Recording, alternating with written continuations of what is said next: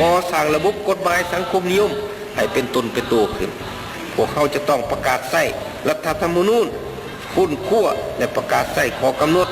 กฎบัญญัติจำนวนหนึ่งที่สำคัญโดยเฉพาะแม้นเกี่ยวกับการคุ้มครองรัฐและการคุ้มครองเศรษฐกิจ